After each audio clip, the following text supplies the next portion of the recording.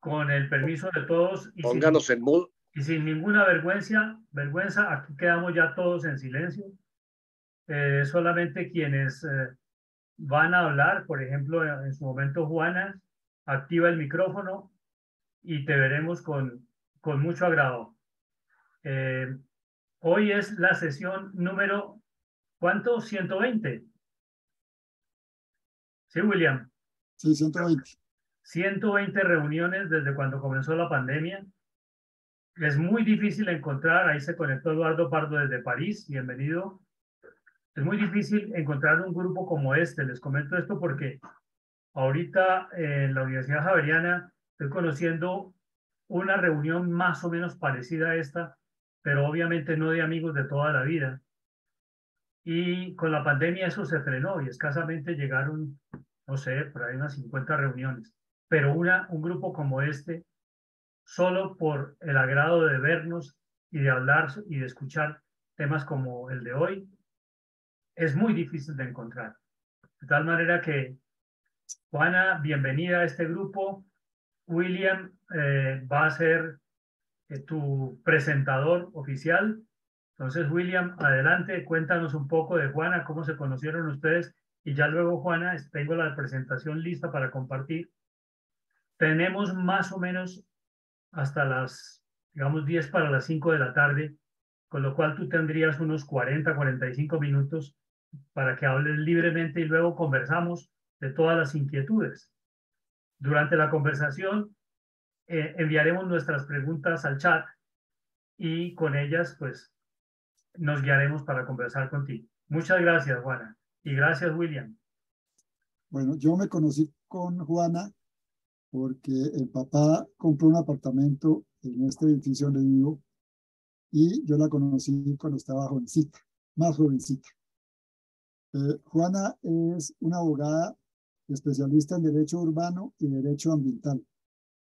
Tiene una maestría en Ordenamiento Ambiental de la Universidad de Sheffield en el Reino Unido.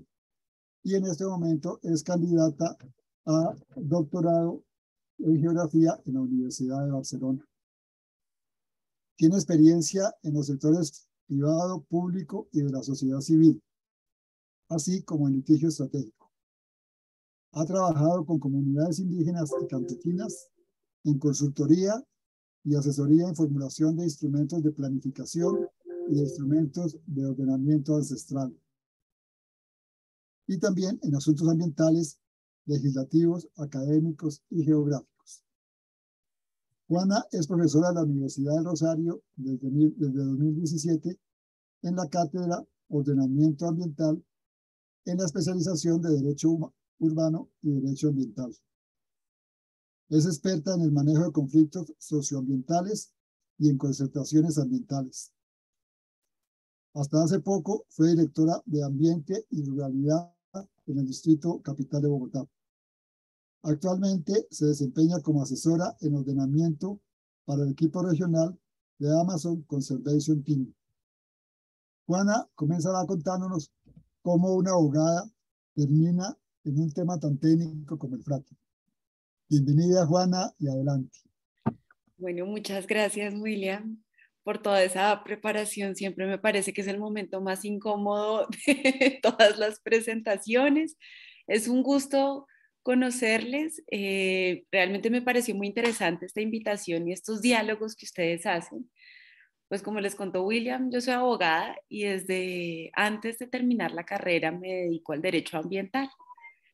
Y después de llegar de mi maestría, entré a ser abogada de la Asociación Interamericana para la Defensa del Ambiente. Esa es una organización internacional que trabaja por la defensa de los ecosistemas en todas las Américas y yo era la coordinadora de los litigios de agua dulce, es decir, para defender los ecosistemas de agua dulce en Colombia, en Bolivia, en Perú. Y ahí entonces justo empezamos con el tema de fracking. Eso fue 2014, imagínense ustedes. Entonces ahí empezaba la normatividad y empezaba el run run del fracking, pero nadie sabía que era el fracking en Colombia. Esto era 2014, 2011 se habían expedido unas normas, luego 2012, luego 2013, Y entonces yo en ese momento también era la coordinadora de la Red por la Justicia Ambiental en Colombia. Entonces, justo en esa coordinación empezamos a hablar con muchas organizaciones y líderes y lideresas ambientales. Dijimos, bueno, pongámonos a estudiar qué es este tema del fracking, a ver qué pasa. Y resulta que en todas, como éramos una organización internacional, empezamos a hablar con los colegas en Argentina, donde se hacía fracking, empezamos a hablar con los colegas en Chile, en México, en Estados Unidos. Empecé yo a viajar a visitar los campos de fracking y nos dimos cuenta de lo que significaba el fracking para Colombia, ¿no? Empezar a conocer esta actividad y los impactos que podía tener. Y entonces empezamos a armar la Alianza Colombia Libre de Fracking en 2016. Ahí estuvo también la hoy ministra de Ambiente, Susana Muhammad, y estuvimos en Barranca Bermeja por primera vez reunidas muchas y muchos hablando del fracking y viendo la necesidad de crear una alianza. Creamos la alianza y se creó un comité jurídico que lideré hasta que me retiré, hasta que entré a ser funcionaria pública, eso fue hasta hace 2 años, y ahí tuve la dicha y la pena, porque fue un trabajo inmenso, de ser la abogada principal del caso de fracking ante el litigio del Consejo de Estado durante 3 años. Y bueno, con unos, digamos, en el caso les iré contando los pormenores del juicio, pero a quienes yo me enfrentaba eran ex magistrados del Consejo de Estado, abogados muy prestigiosos de Ecopetrol, de la Agencia Nacional Minera, etcétera. Tuvimos un juicio maravilloso que hasta hace pocos meses, pues con una sentencia bastante desfavorable, pues falló en contra de las pretensiones que teníamos. Entonces, un poco esa es la historia. Si ustedes googlean, he escrito varios artículos, escribimos 2 libros sobre fracking. También se los puedo mandar, todos están disponibles online. Yo escribo en Razón Pública y La Silla Vacía, y ahí tengo varios desde la historia inicial de esta técnica hasta ahora. Y es así entonces, como además por cosas de la vida, William, me he ido en el derecho también bifurcando hacia la geografía, hacia el ordenamiento, que nos vemos obligados como abogados a aprender de cosas técnicas. Entonces, pero advierto, no soy economista, no soy ingeniera de petróleo, soy abogada. Sin embargo, es un tema que hay que entender los fundamentos técnicos para poder percibir cuáles son los alcances. Entonces, sin más preámbulos y un poco con esta historia que me sitúa también para contarles la historia, digamos, para contarles la historia, vamos a entrar a explorar qué fue lo que William me pidió, pues qué es el fracking, cuál es la discusión actual que se ha dado y un poco en qué estamos, ¿no? Para que empecemos a conversar qué puede pasar con este nuevo gobierno, con unas nuevas perspectivas. Yo creo que todas y todos acá sabemos que esto, más allá de un tema técnico, es un tema profundamente político, y donde hay unas decisiones que pasan también pues por la política y por la ética, que depende de quién esté tomando las decisiones, pueden tomar uno u otro rumbo. Entonces, pues empezaré a contarles, pues Tú que... dirás cuándo voy pasándote las diapositivas, Juana. Sí, Y muchas siguiente. gracias por acompañarnos. Muy Con agradable. mucho gusto. Siguiente. Empecemos a hablar entonces de esta técnica. Empezaré diciéndoles que es aún hoy una técnica experimental, aunque se viene haciendo hace más de 60 años en el mundo. Hay muchos países que empezaron con el fracking. Es una técnica que ha evolucionado mucho y es una técnica que se usa para la extracción de hidrocarburos. Y se usa, ¿cómo se usa? Ahora les explicaré un poco más detenidamente cuáles son los pasos, pero para que iniciemos, es una técnica en la cual se inyecta en un pozo una mezcla de agua, de algún agente de sostén, que generalmente es arena, y unos productos químicos a una presión muy alta para fracturar las formaciones rocosas subterráneas. Por eso se llama fracking, de fractura. Y así, cuando se fracturan estas rocas, se libera petróleo o gas natural para que éste pueda ser recolectado. Entonces, es una técnica que lo que hace es fracturar las rocas para que salga, ¿qué? Petróleo o gas. Entonces, ya sabemos que mediante el fracking podemos extraer petróleo o gas. El fracking implica una muy alta inversión, por eso, digamos, no es un método convencional, sino es un método no convencional. Y tiene una alta complejidad técnica de extracción, ya se las iré contando.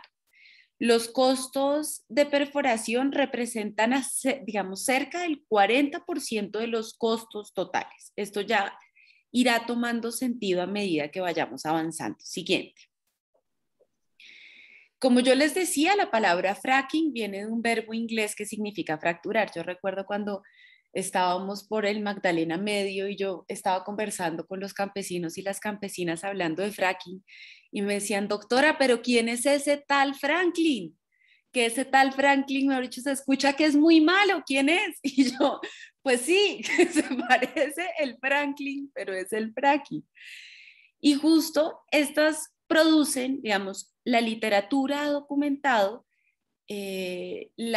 los impactos que genera esta técnica. También hay un informe de la Contraloría de 2012 y el informe de la Agencia de Salud de Estados Unidos, sobre los cuales, digamos, que se ha documentado más a profundidad los impactos del fracking. Como yo les decía, es una técnica que busca a presión fracturar la roca y las presiones crean una serie de grietas en el subsuelo que hacen que el petróleo o el gas logren fluir hacia los pozos. Ahora vemos también una imagen más adelante que permite ver cómo esta fractura hace que fluyan y normalmente a lugares donde no se puede llegar con pozos convencionales, se logra llegar con esta técnica de fracking. Y la arena y los químicos que van mezclados en el agua ayudan a que las grietas no se cierren, ¿no? Sino a que estas grietas se mantengan abiertas por más tiempo y lubrican el flujo del petróleo para evitar también el crecimiento de bacterias, porque ustedes saben, debajo, digamos, en el subsuelo hay todo un mundo, ¿no? Un mundo con gases, con bacterias, con microorganismos que terminan también generando unas producciones químicas. Siguiente. Acá es importante, no voy a ahondar en estos términos, pero para además entender sobre qué se trata el proyecto de ley hoy radicado, entender la diferencia entre los yacimientos convencionales y los no convencionales. Los yacimientos convencionales son las rocas que contienen reserva de petróleo y gas que se explotan como lo hemos usado en Colombia hace 100 años. El primer campo petrolero que hubo en Colombia es el campo Cira Infantas en Barrancabermeja. En 1910 empezó esa extracción del campo Cira Infantas en yacimientos convencionales, son los que se encuentran en la parte, digamos, más superficial. Y son hidrocarburos que migraron desde la roca generadora, que son las rocas en que se formó el petróleo, con base en restos vegetales, que al ser enterrados bajo altas presiones, se convirtieron en petróleo y gas. Entonces, como esta típica imagen de las películas estadounidenses que justo metían un algo y salía el pozo de petróleo porque se encontraban con una laguna casi de petróleo que no estaba tan profunda, ¿no? Esas son como la imagen del yacimiento convencional. Siguiente. Los convencionales son rocas bastante permeables, con poros grandes que están conectados, y entonces esto, como tienen unos poros grandes conectados, piensen que son unas roquitas así y permiten que el gas y el petróleo fluyan con relativa facilidad. Pero los yacimientos no convencionales, que son los que se extraen mediante esta técnica, se encuentran en la roca generadora.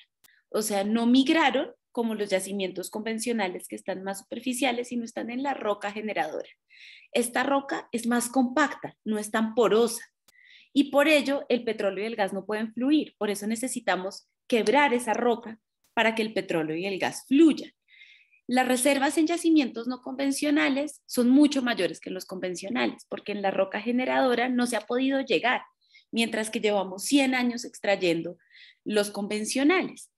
Sin embargo, pues explotarlos es más difícil, ¿no? Y esto lo que ha ocasionado es unos impactos que ya vamos a entrar a mirarlos. Los hidrocarburos, explotarlos es más costoso, como yo les mencionaba en un inicio, porque requiere de una tecnología más compleja, de mayores insumos para lograr llegar a esta roca generadora. Siguiente. ¿Cuáles son los pozos entonces para hacer fracking? Primero, tenemos que tener en cuenta que es una perforación vertical, porque los pozos están profundos, ¿cierto? Entonces, bajamos y luego se voltea para romper las rocas. Entonces, primero hay una perforación vertical. Luego, poco a poco, se empieza a curvar para finalmente llegar a una perforación recta que sigue la dirección del yacimiento horizontal. Entonces, tenemos vertical, luego volteamos poco a poco hasta que sigue la dirección del yacimiento horizontal. Y dentro del hueco perforado se insertan diferentes tipos de tubos de acero que van rodeando por una o más cargas de cemento que rellenan el espacio entre la tubería y la roca. Entonces, como es un espacio, necesitamos llegar tan profundo y tan bajo, no solamente podemos tener una tubería, sino que justamente hay unas cargas de cemento que van entre la tubería y la roca para evitar que la presión explote la tubería, ¿no? Y evitar y hay muchos accidentes que son simplemente inevitables que han ocurrido en el mundo con esta técnica. Siguiente. Una vez terminada la perforación, empieza la fase del fracking. Esa foto que ustedes ven ahí es un campo de fracking en Texas. En el tubo vertical, típicamente a 1 o 2 kilómetros de largo, se perforan huecos por los cuales pueden entrar en la roca el agua con arena y químicos para fracturarla, ¿no? Que es el objetivo que yo les mencionaba. Y estos procesos, primero de perforar el tubo y luego de fisurar la roca, se hacen en tramos muy cortos y por eso el fracturamiento, realmente fracking, se llama fracturamiento hidráulico multietapa en yacimientos no convencionales. Es como el nombre largo del fracking. Una forma más correcta, pero más larga, justamente de nombrar la fracturación hidráulica que les decía, multietapa. Y también se usa el término estimulación hidráulica porque, como les contaba desde el inicio, se inyecta el líquido, que es agua más arena más químicos, ¿no? Agua más agente de sostén más químicos, y esto estimula a la roca a que libere los hidrocarburos que están contenidos en esta roca. Siguiente. ¿Qué exige el fracking? El fracking, por varias razones, requiere muchos más pozos que la explotación convencional de hidrocarburos, y por eso así se ve un pozo de fracking. No es como cuando uno va y ve en el Magdalena Medio o en los llanos orientales, si ustedes han podido ver, extracción de petróleo, que no se ven todos estos campos, ¿no? Se ven unas extracciones, pero jamás se ve como estos campos. ¿Y esto por qué pasa? Porque los pozos se agotan muy rápido, tienen una vida útil mucho menor que los pozos convencionales. Los pozos convencionales, como este que yo les mencionaba, el campo Cire Infantas, tuvo 100 años de vida útil. Los pozos de fracking tienen alrededor entre 4 y 6 años de vida útil. 2 años es cuando tienen el pleno y ahí empiezan a bajar en la producción. El caudal que fluye se reduce en un 80% porque las grietas que yo les mencionaba que se hace sobre la roca solo penetran hasta cierta profundidad y el área donde fluye el petróleo y el gas es limitado porque las fracturas tienden a cerrarse. Entonces no es que yo tenga ilimitadamente los hidrocarburos subiendo y subiendo como pasa en un pozo de yacimientos convencionales que siempre están los hidrocarburos andando por las grietas, sino que acá fracturo una roca y es solo lo que la roca me dé hasta que las grietas se me cierren. Siguiente. Pero entonces, ¿qué pasa? Vemos que esto entonces lo que requiere es un uso extensivo de tierra, ¿no? Para que el fracking comercial necesita mucha tierra para que sea rentable. Y eso hace también entonces que los impactos pues sean distintos, pues la técnica es distinta y la cantidad de suelo que se necesita y la cantidad de agua que se necesita para la extracción de los hidrocarburos. Hay que decir que esta tecnología ha avanzado mucho, digamos, no es la misma que se venía haciendo en los 80s y en los 90s, y cada vez los estándares son más altos. No obstante, no todo está bajo control. Las empresas deben controlar y disminuir los costos para lograr ganancias. Y a veces hay hay muchos temas en geología, hidrogeología, que no se pueden controlar. Miren, ahí les presento a Serrat, mi perro, que está ahí detrás muy atento a la presentación. Entonces, en condiciones comerciales, o sea, el fracking comercial, es decir, el fracking que se extrae para vender, entre el 3 y el 6% de los pozos presenta fallas estructurales, es decir, problemas en el casing. El casing es lo que yo les mencionaba, que la tubería se tiene que rodear por cemento y normalmente ahí hay fallas. Y cuando hay fallas en esa tubería y en ese cemento, se liberan los líquidos y el agua con los que estamos fracturando. Ya vamos a ver eso qué pasa. Y entonces eso hace que la separación entre los hidrocarburos, el suelo, el subsuelo, las aguas subterráneas, que son los acuíferos subterráneos, sea imperfecta, y eso puede causar derrames, fugas de hidrocarburos en el ambiente, y se han reportado muchos casos. Digamos, no hay forma de que esta tecnología sea completamente mitigable o a prueba de fallas, pues ninguna tecnología lo es. Ahora les cuento un poco cómo se desarrolló también esta situación en el juicio. Siguiente. Entonces entremos un poco a ver, pues, cuál es todo ese ruido que se hace alrededor del fracking, ¿no? ¿Por qué? ¿Es acaso un capricho de los ambientalistas o es que, mejor dicho, una obsesión con el tema?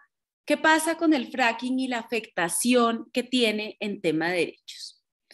Les cuento que hay una afectación al derecho humano a la salud. Existen muchos estudios que relacionan la cercanía de comunidades a operaciones de fracking con casos de nacimiento con bajo peso, con defectos congénitos, con un incremento en la incidencia de deficiencias cardíacas, con síntomas como dolores abdominales, mareos, náuseas, vómito, irritación de mucosas, dolores de cabeza, ansiedad y estrés. Tanto así que un grupo de médicos se nos unió a la Alianza Colombia Libre de Fracking. Ahí hay un médico muy famoso que se llama Camilo, bueno, no me acuerdo el apellido, y la Asociación Colombiana de Medicina también se sumó a la alianza, muy preocupados por los efectos de la salud. Y esto, como yo les digo, lo reportó la EPA en Estados Unidos frente a unos estudios que había hecho de las familias que vivían en un campo alrededor, en un radio de 10 kilómetros de un campo de fracturamiento hidráulico. Esto que ustedes ven en esta imagen son fugas de metano. Ustedes saben que estas son chimeneas, ¿no? Cuando se hacen estos campos de fracking, se tienen que hacer unas chimeneas para que se liberen los gases. Pero en el fracturamiento hidráulico en el subsuelo hay muchos gases. Uno de ellos es el metano, ¿no? Y el metano es uno de los principales productores y aceleradores de la crisis climática, además, ¿no? Y de la contaminación atmosférica. Justamente esto lo que ha ocasionado es que hay unos casos documentados de familias en Estados Unidos que viven alrededor del campo de fracking, que un día van a abrir la llave del agua y lo que sale es fuego, ¿no? Es una explosión de gas metano que hace y digamos, eso puede ocasionar unos accidentes. Siguiente. Esto justamente era lo que les estaba contando. Pueden haber emisiones fugitivas y directas de los pozos de fracking y de sus instalaciones donde hay contaminantes severos como benceno, tolueno, etilbenceno, sileno, que pueden ser transportados por el aire a zonas vecinas y generan riesgos crecientes de muchos síntomas, ¿no? Por otra parte, los fluidos de desecho del fracking poseen altos niveles de plomo, cromo y arsénico. Y además pueden contener elementos radioactivos, porque todo lo que entra tiende a salir, ¿no? Esa es una ley básica de la física. Nosotros entonces inyectamos una gran cantidad de agua dentro de la tierra y eso se devuelve. Hay un fluido de retorno, que se llama también el flowback, que ya lo vamos a explicar. Y hay informes oficiales y académicos, Estados Unidos, Canadá y la Unión Europea, que coinciden en que el fracking genera riesgos de daños a la salud de las personas por estos fluidos de desecho, por las contaminaciones, por las emisiones fugitivas y directas de contaminantes severos y por temas de contaminación del aire. Siguiente. Asimismo, pues está la afectación al derecho a un ambiente sano. Yo les cuento que seguro acá todas y todos lo sabemos, que el derecho al ambiente sano es un derecho humano. Es un derecho que según la Corte Interamericana de Derechos Humanos es el derecho que antecede, de hecho, los demás derechos. Si no hay un ambiente sano, no puede haber educación. Si no hay un ambiente sano, no puede haber salud. No podemos ni siquiera pensarnos siquiera en una vida digna. Y esto también ha sido ampliamente desarrollado por la Corte Constitucional. ¿De qué hablamos cuando hablamos del derecho a un ambiente sano? Pues las sustancias químicas que se emplean y las aguas residuales de los procesos de perforación y fractura pueden contaminar aguas superficiales y subterráneas. Los fluidos de fracking pueden mezclarse en el subsuelo con metales pesados en caso que haya alguna ruptura, ¿no? Esto no significa, yo me acuerdo en el juicio, a mí me decía el abogado de Ecopetrol, me decía, doctora, pero todo tiene un riesgo en la vida. Yo le decía, claro, todo tiene un riesgo, pero entonces uno tiene que saber los riesgos a los que se está exponiendo. Si el riesgo es que se contaminen los acuíferos subterráneos, estamos ante un riesgo que es no mitigable. Y el derecho plantea que cuando tenemos un riesgo de una ocurrencia de un daño severo e irreversible, es mejor no hacer la actividad. Eso se llama principio de precaución, ya lo vamos a ver más adelante. El 2% del líquido de fractura corresponde a productos químicos, como yo les mencionaba, y las sustancias utilizadas son en su mayoría tóxicas y se consideran residuos peligrosos, por lo cual es posible que pueda haber este tipo de residuos peligrosos en las aguas de retorno. Tratar estas aguas de retorno es muy costoso. Si se tratasen de manera impecable, este riesgo estaría cubierto. Sin embargo, dentro del fracking, lo que se hace es que se subcontratan un montón de empresas como durante la extracción petrolera para que desarrollen distintas actividades. Entonces, el riesgo en el fluido de retorno es un riesgo alto. Siguiente. El fracking también presenta unos problemas que, como les he mencionado, son distintos, digamos, si bien son distintos a los de la explotación convencional, pues son los mismos, pero agravados. Precisamente por la gran cantidad de pozos que requiere, estos impactos se pueden producir de manera inmediata y perdura en el tiempo. Ahí hay un concepto que quería contarles y es el de impactos acumulativos. Los impactos acumulativos en términos ambientales se entiende como aquellos impactos que por años y años terminan en los ecosistemas hasta que los ecosistemas llegan a un punto de no retorno. El 75% de los ecosistemas intervenidos en el país hoy están a un punto de no retorno. ¿Esto qué quiere decir? Que no los vamos a poder recuperar. Por ejemplo, Sierra Nevada de Santa Marta. Entre 1980 y entre el 2010 se perdieron el 87,3% de los glaciares en la Sierra Nevada de Santa Marta, de los nevados. La nieve no vuelve a salir.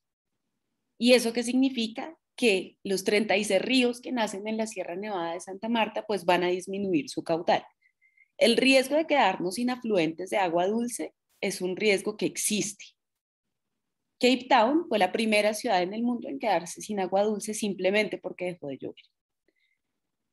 Esto para contarles la siguiente diapositiva. Siguiente. Otro impacto que tiene el fracking, pues justamente tiene que ver con el mayor uso de insumos, ¿no?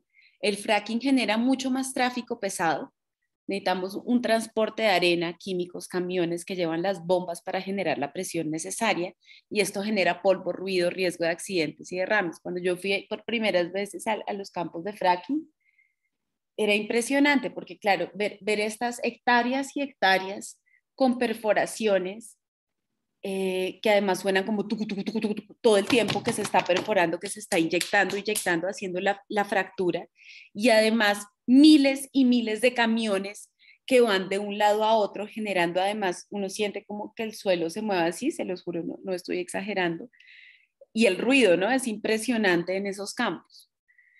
Otro impacto es la necesidad de extraer enormes cantidades de arena. Claro, para que los costos no se disparen, esto debe hacerse lo más cercano a los pozos, ¿no? Porque evidentemente no se puede hacer si no hay a su vez extracción de arena.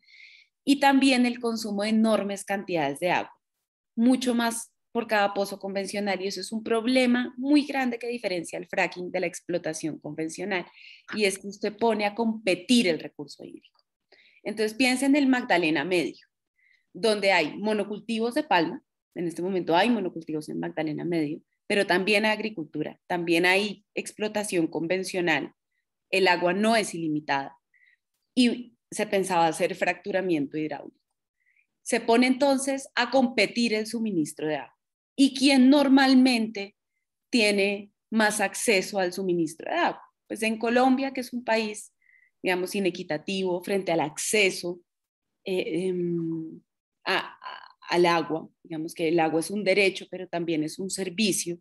Entonces se mide en términos de acceso y en términos de calidad, pues terminará siendo aquel que tenga, pues aquel que sea más grandote, ¿no? Que no serán las comunidades campesinas de Puerto Wilches, sino las empresas de fracturamiento hidráulico. Siguiente.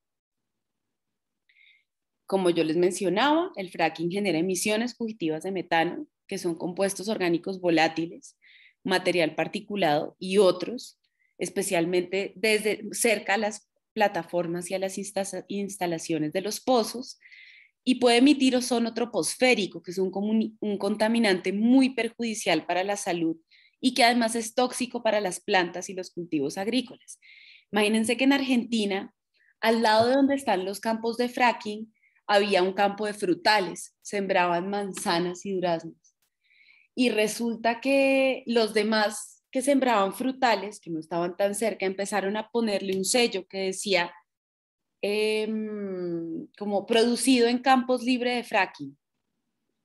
Y evidentemente eso que producía, que si a usted le dicen que quiere una manzana que se produjo al lado de un campo de fracking donde pueda haber ozono troposférico, o quiere una manzana que se produjo lejos, uno dice, no, gracias, yo compro la que está lejos, ¿no? Y eso terminó quebrando esa industria y terminan también compitiendo las industrias, y el anclaje de las actividades extractivas pues prepondera entonces en estos lugares. Siguiente.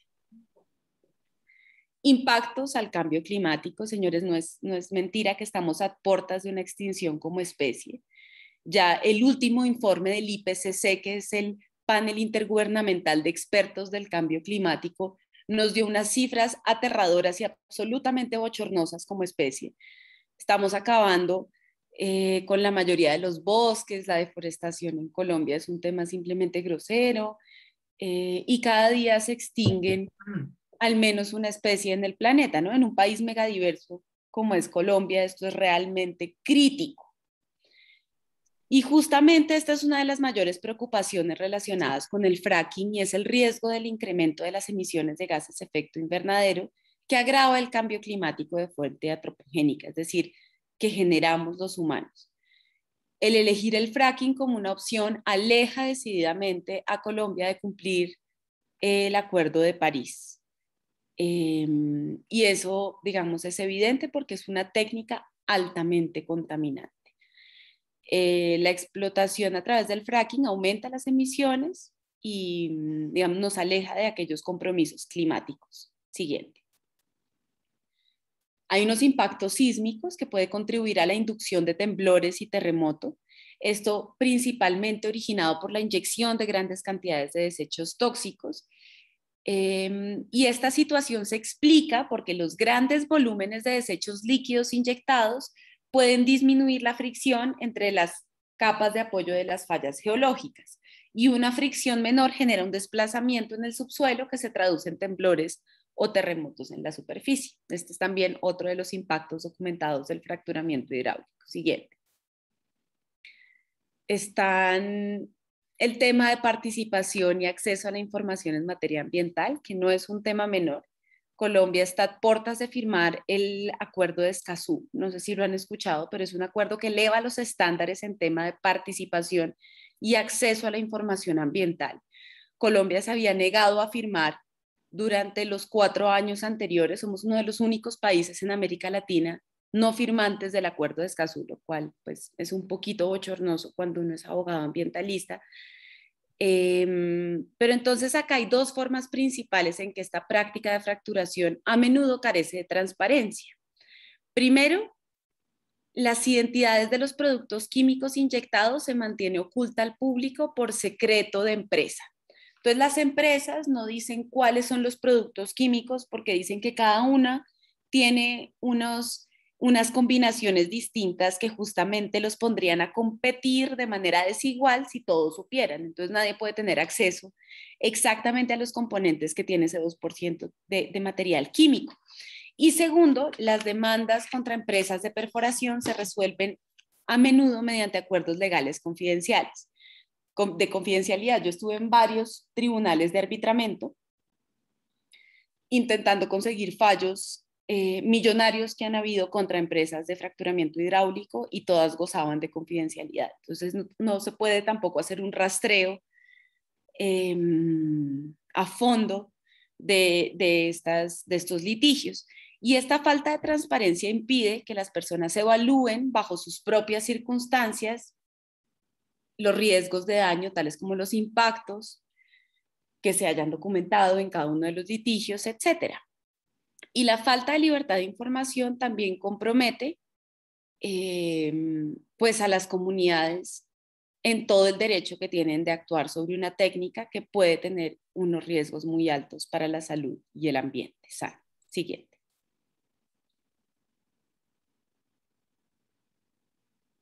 Siguiente. Justo les hablaba de la aplicación del principio de precaución. Vete para atrás, porfa.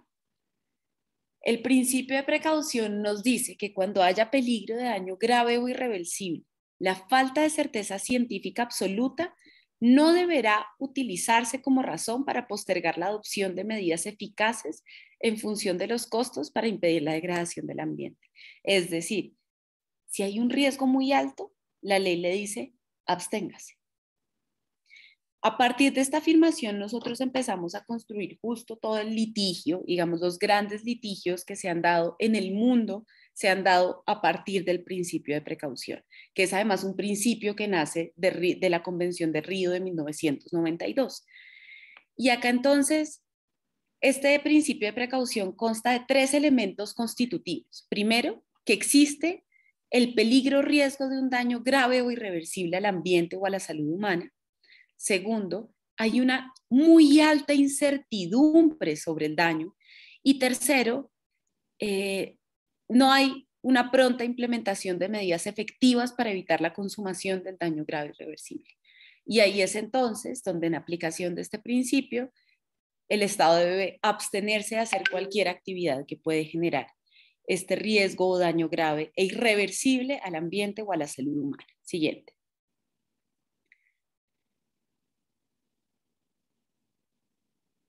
Exacto. Y hay una incertidumbre respecto a las capacidades estatales para monitoreo y control del fracking. Digamos, para ninguno de nosotros, creo, es un secreto la falta de la capacidad del Estado colombiano para tener un control debido y un seguimiento a una actividad tan riesgosa. Si en las ciudades sabemos que hay una incapacidad absoluta para el control urbano, lo cual genera, digamos, procesos de informalidad, pues en temas ambientales es aún más grave, ¿no? Pues por la extensión territorial y la geografía misma del país. Entonces, esta es una actividad que además de revestir graves riesgos, se caracteriza por la alta complejidad técnica de sus procesos. Entonces, el monitoreo y control requieren mayores capacidades y recursos estatales que los que tenemos en este momento instalados, que no son, digamos, de los más altos estándares, porque es una operación que produce millones de litros de afluentes tóxicos que deben ser tratados y dispuestos de manera estricta, y uno sabe que si a uno no lo vigilan, seguramente uno no lo hace de la mejor manera. Entonces las autoridades ambientales tienen que estar ahí encima. Pero ¿con qué capacidad? Siguiente. Y entonces sale una respuesta mágica que son los proyectos pilotos de investigación integral. Pues les cuento que los proyectos piloto, los proyectos piloto fueron una estrategia a la que se acudió para contrarrestar la suspensión del fracking comercial en Colombia, que logramos como medida cautelar del juicio ante el Consejo de Estado con el magistrado Ramiro Pasos. Con los pilotos diseñados supuestamente como experimentos científicos, lo que se quería demostrar es que el fracking es seguro y que no tiene mayores impactos ambientales y sociales. Siguiente. Justamente, ¿esto de dónde surge? Pues en 2016, la Universidad del Norte demandó el decreto 3004 y la resolución 90341, que de 2013 y 2014 eran las normas que establecían los criterios y los procedimientos para la exploración y explotación de hidrocarburos en yacimientos no convencionales, y decían cuáles eran los procedimientos técnicos. Entonces, en esa demanda, digamos, esto fue la clínica de Uninorte y fuimos muchos coadyuvantes, yo fui una de las tantas coadyuvantes y al final, que yo les mencionaba, pues terminé siendo la abogada principal del caso durante los 3 años que tuvimos de litigio. Y en esta demanda sostuvimos que estas normas eran inconstitucionales e ilegales porque iban en contravía del derecho a un ambiente sano, iban en contravía del deber de planeación del manejo y aprovechamiento de los recursos naturales, en virtud de la aplicación del principio de precaución ambiental, que ya lo vimos anteriormente, y el principio de desarrollo sostenible. Siguiente. En noviembre de 2018, el Consejo de Estado dijo, bueno, tienen razón, esta actividad sí puede ser muy dañina, y suspendió, otorgándonos la medida cautelar provisionalmente estas normas, lo que hizo que Colombia entrara en una moratoria judicial del fracking, es decir, que las normas se encontraban suspendidas y nadie podía hacer exploración y explotación comercial de fracturamiento hidráulico. El sentido de esta decisión pues, fue proteger los bienes y los derechos comunes. Es un auto muy interesante que si les interesa yo se los puedo enviar. Siguiente. Frente a esta suspensión, el gobierno interpuso un recurso de súplica que fue coadyuvado por Ecopetrol, por la Agencia Nacional de Minería, por ACIPET, que es la Asociación Colombiana de Ingenieros de Petróleos, etcétera, y por muchos coadyuvantes que tenía el gobierno, solicitándole al Consejo de Estado que levantara esa medida cautelar. En 2019 el Consejo de Estado dijo no, la medida se mantiene. Sin embargo, siguiente. Pues emergieron muchos argumentos fatalistas, ¿no? Y justamente esto también lo que muestra, que yo lo veo en muchos de mis casos, es cómo los medios de comunicación también son usados para sembrar un terror en la ciudadanía, no precisamente con información, sino con mensajes de miedo, ¿no? Entonces se va a acabar la energía en Colombia, que usted no va a tener gas para prender su estufa, que usted, sin más explicaciones que simplemente las alarmas. Y, digamos, la contraparte solicitó al Consejo de Estado que le permitieran las pruebas piloto de investigación integral que habían sido recomendadas por la Comisión de Expertos. Siguiente. La Comisión de Expertos fue una comisión que creó el Gobierno Nacional haciéndoles la pregunta a la Comisión de Expertos, ¿es posible hacer fracking sin riesgos? Y la Comisión de Expertos no dio ni un sí ni un no, sino simplemente mencionó, es mejor hacer unos proyectos piloto de investigación integral para que la ciencia nos diga si es o no posible. Pero este informe recomendó adelantarlos como experimentos de naturaleza científica y técnica sujetos a las más estrictas condiciones de diseño, vigilancia, monitoreo y control, y por tanto de naturaleza temporal. Miren, ahí estoy yo en la mitad. Este fue el día que radicamos la demanda ante el Consejo de Estado. Siguiente. Entonces, ¿qué dijo la Comisión de Expertos?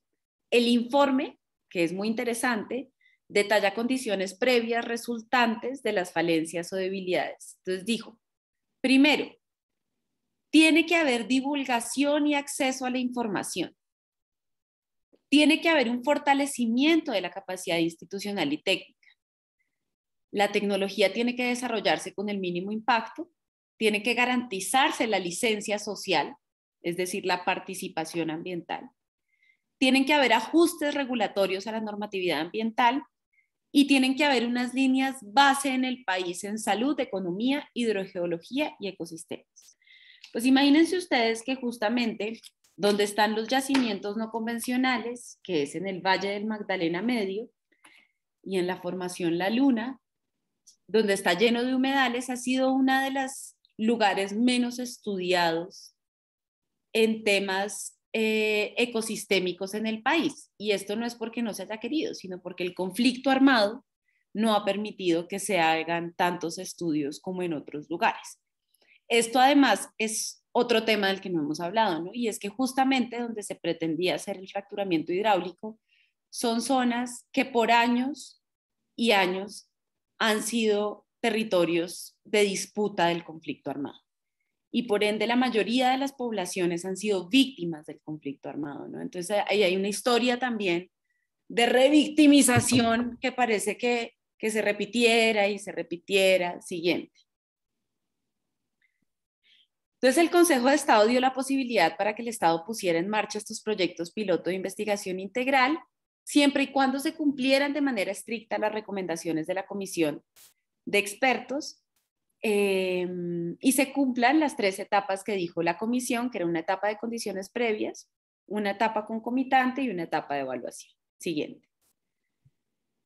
Pues a partir del 3, se promulgó el decreto 328, el 28 de febrero del 2020, que fijó los lineamientos para adelantar los proyectos piloto de investigación integral, y hay otras tantas resoluciones de lineamientos técnicos.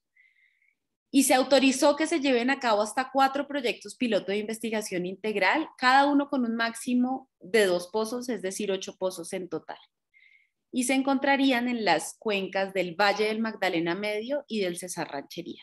Y arrancaron estos pilotos y ustedes no se imaginan, porque además arrancaron en pandemia. Y esto fue una locura porque a uno lo llamaban las comunidades que están citando que llegaron, que ya probaron, no entendía nada, qué era lo que pasaba, nadie podía salir, nadie podía reunirse, ¿no? Con todo y todo, además, una pandemia. Siguiente. Y entonces yo empecé también a llamar a los de la comisión de expertos, ¿no? Porque además todos tuvieron la mala fortuna que yo tuve que interrogarlos en el juicio. Porque a todos los llamé a interrogatorio y la verdad es que yo no soy tan amable en un interrogatorio como soy en estas charlas, tengo que confesarles. Entonces, pero ahí habían grandes amigos míos como Juan Pablo Ruiz y yo después llamé a Juan Pablo y le conté lo que estaba pasando con esto de los pilotos y Juan Pablo me decía, Juana, no puede ser. Si lo que nosotros recomendamos era otra cosa, ¿en qué momento esto se salió de las manos? Pues justamente a finales de diciembre de 2021, Ecopetrol anunció que en Puerto Wilches, que es un municipio de Santander que está situado al borde del río Magdalena, se podían llevar a cabo los primeros pilotos de fracking. Esta decisión fue celebrada con bombos y santibombos. Sí, finalmente el país ya va a salir de la pobreza, decían unos. Y otros nos cogíamos la cabeza y decíamos, Virgen Santa, ¿en qué momento esto avanzó tanto y tan rápido? Y la ANLA otorgó licencia ambiental al proyecto piloto Calé en diciembre de 2021. O sea, ya tenía la licencia para empezar. La idea era que después de una primera etapa de experimentación, un comité de evaluación, que no les voy a hablar de esto, pero es el mismo comité de evaluación donde estaban las empresas, iba a determinar si era seguro o no hacer fracking. Entonces, como si me preguntan, ¿a usted le parece que Juana es inteligente? Pues yo voy a decir, pero es la mujer más inteligente que yo he visto en mi vida, sin ninguna objetividad, ¿no? Porque cuando uno es juez y parte, justamente se pierde la objetividad. Siguiente. La mayoría entonces de las inquietudes alrededor del piloto Calé y como el debate en torno a la licencia ambiental tuvo que ver con los efectos que el fracking podía tener en las fuentes hídricas. Sobre todo porque este proyecto está ubicado cerca de quebradas, ciénagas, humedales aledaños al río Magdalena y es el territorio del manatí. El manatí que además es un animal que ha sufrido mucho por todas las actividades, además que hoy están presentes en esta zona. Y hay un concepto técnico que entregó Ministerio de Ambiente a la ANLA, que coincide justamente con todas las zonas de humedales, y los humedales en Colombia son ecosistemas estratégicos que tienen que ser protegidos. Y menciona Ministerio de Ambiente, abro comillas, el proyecto se adelantará en una zona muy importante del país con ciénagas y canales conectores que forman parte del corredor del manatí, especie amenazada y sensible a los cambios en la dinámica natural de estos ecosistemas. Siguiente. Entonces, obviamente salimos los abogados que somos el dolor de cabeza de la humanidad y tome su tutela contra esa licencia, contra los proyectos piloto. La licencia además se da porque en esta zona Colombia es un estado pluriétnico y multicultural, lo cual lo hace maravilloso, pero lo cual también puede ser un dolor de cabeza para el desarrollo de algunos proyectos. Y había unas comunidades afro y el proyecto tendría que haber surtido el escenario de consulta previa y no lo surtió. Siguiente. Y esta acción de tutela fue declarada improcedente por primera y segunda instancia. Sin embargo, la Corte Constitucional en este momento decidió estudiarla en sala de revisión. Miren, ahí hay otra foto donde estamos varios, eso es en Barrancabermeja, en la rueda, en alguna de las tantas ruedas de prensa que se dio con el tema. Siguiente. Esta tutela, como les decía, se elevó ante la sala de la selección de la Corte Constitucional y la magistrada Cristina Pardo acogió la petición y elevó un recurso de insistencia para que esta tutela sea fallada, lo cual también da una luz para que la Corte Constitucional se pronuncie sobre la importancia de la participación ambiental en proyectos tan importantes como este. Siguiente. ¿Qué pasó con la decisión del Consejo de Estado? La mayoría de las veces cuando está en la posición que yo estoy, que es al lado de como acompañando a las comunidades indígenas, campesinas, defensores, pues pierde estos grandes litigios, se gana algunas batallas, pero a veces estas decisiones también son políticas. Cambió el magistrado en el Consejo de Estado, se fue el doctor Ramiro Pasos, que había estado con nosotros todo el juicio, llegó un nuevo consejero y la sección tercera dejó en firme el decreto 3004, la resolución 9341, dejando en firme entonces la exploración y explotación comercial del fracturamiento hidráulico. Esto, pues digamos, fue una noticia que nos dejó un poco conmocionados a todas y todos, pero bueno, pasó. Esto fue 2 semanas después de que se posesionara el nuevo gobierno. Siguiente. Pero entonces, ¿qué pasó? Que ya se tenía lista un proyecto de ley, pero no un proyecto de ley que porque llegó el gobierno se interpuso. Esta es la 4ª vez que se radica ante la Comisión Quinta del Senado un proyecto de ley que busca prohibir la explotación de yacimientos no convencionales en el país, pero nunca había tenido el espaldarazo del gobierno. Y esta vez, como ustedes ven en la foto, está al lado, está en el centro la ministra Susana Muhammad, lo firmaron más de 65 congresistas y esta ley lo que pretende pues es precisamente prohibir la explotación de yacimientos no convencionales y además ordena la reformulación de una política de transición energética.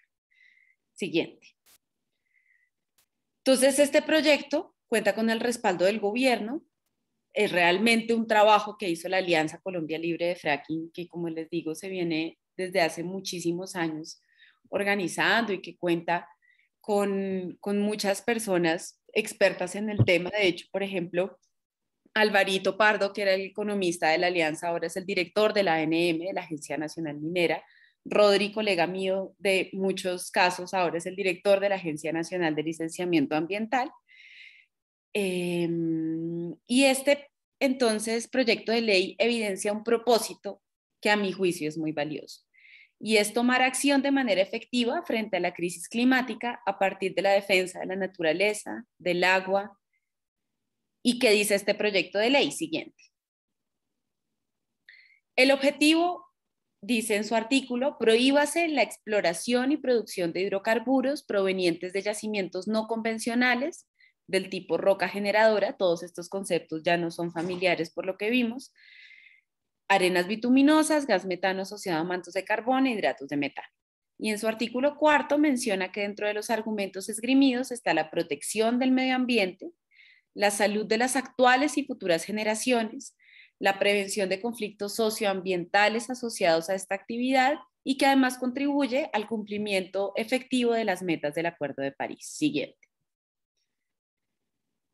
¿Qué contiene este proyecto de ley? Si uno lo mira, pues el objeto, que fue el que ya les mencioné, unas definiciones, qué es crisis climática, qué es fracking, qué es roca generadora, unos principios, donde está el principio de precaución, el principio de prevención, el principio de progresividad en materia ambiental, el principio de prevención del riesgo, y propone un nuevo principio que es la priorización del agua para la vida, que a mi juicio también es muy valioso que se estén reconociendo nuevos principios al reconocer que hay una nueva realidad y unos nuevos paradigmas que tienen que empezar a decantarse, digamos.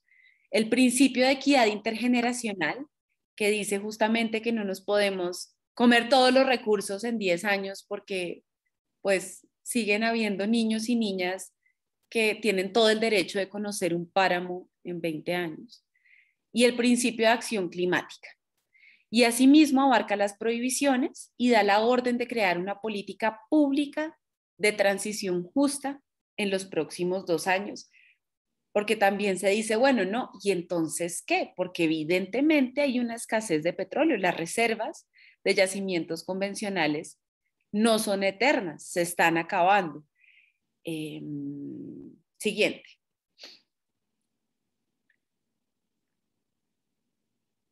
Y la última noticia es que hace apenas una semana Ecopetrol solicitó a la ANH la suspensión temporal de los contratos de los 2 proyectos piloto que tiene, Calé y Platero, en donde Calé ya tiene licencia ambiental y Platero está en proceso de formulación, de trámite de licenciamiento. Y los 2 están ubicados en el municipio de Puerto Wilches, en el departamento de Santander. Esto, pues, evidentemente no es difícil hacer la lectura del por qué, porque pues hay una coyuntura política, un cambio en las autoridades de licenciamiento, donde pues es evidente que, como yo les decía al inicio, esto sí hay una técnica, pero ante todo es una decisión política. Siguiente.